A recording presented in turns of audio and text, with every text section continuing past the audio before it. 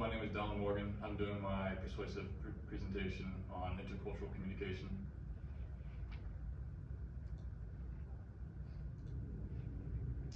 Have you ever been in a situation speaking to somebody from a different culture and thought they might have taken your message the wrong way? The reason for this might be because of communication barriers, such as language differences, misinterpreted nonverbal cues, stereotypes, and conflicting communication styles.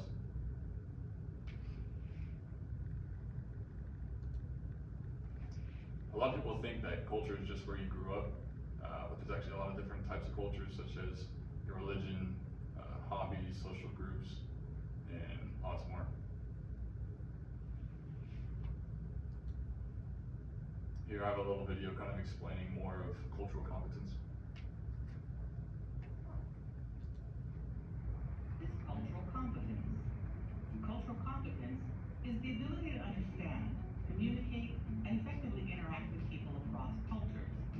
Cultural competence encompasses being aware of one's own worldview and developing positive attitudes toward cultural differences. Cultural competence encourages the acknowledgement and acceptance of differences in appearance, behavior, and culture. Some believe that cultural competence is practiced by merely showing respect to everyone we encounter without considering our own bias. It is impossible to be an expert of knowledge in every culture. Therefore, it is important to admit that you are not an expert. It is through your willingness to ask questions and listen to others' stories that you demonstrate respect. People with diverse racial or ethnic backgrounds, refugees, migrants, and immigrants are all around us. That's the nature of the increasingly diverse world in which we live.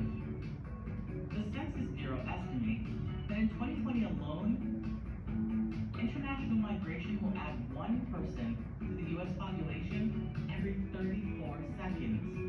Our world is growing, and with it, our opportunity to build valuable, diverse relationships. Cultural competence is important because without it, our opportunity to build those relationships is impossible. Instead, we'll coexist with people we don't understand, thereby creating a higher risk for misunderstanding, hurt feelings, and bias. Things that can all be avoided. Here are a few ideas that will help improve your cultural competence. 1. Pay attention. 2. Listen. 3. Show interest. Listening to one another, seeking to truly hear them, and understand their perspectives is a crucial step toward peace. Extend a Touch has a topic called Cultural Competence, where you can meet other caregivers and exchange ideas about cultural competence.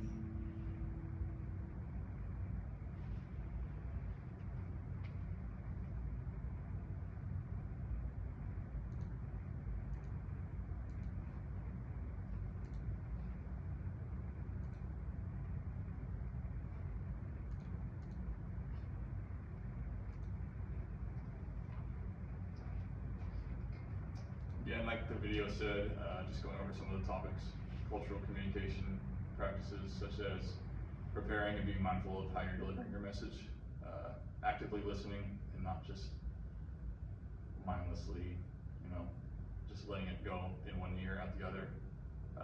Being open-minded and actually wanting to learn something about the person that you're talking to, asking questions if you're confused.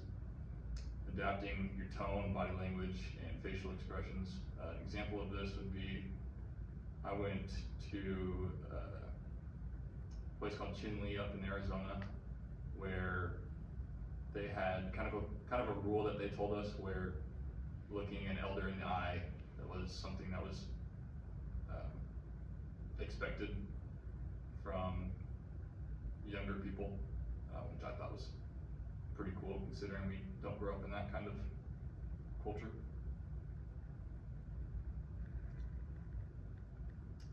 Why is it important to practice competent intercultural communication?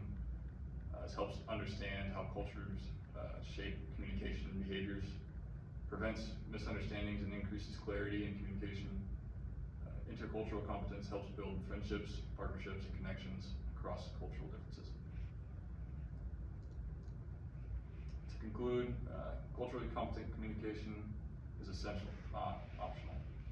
By being aware of cultural differences, understanding potential barriers, and practicing respectful communication, we can avoid misunderstandings, strengthen relationships, and succeed in diverse environments. Choosing to communicate thoughtfully and respectfully allows us to connect meaningfully with people from all cultures. And a works cited page.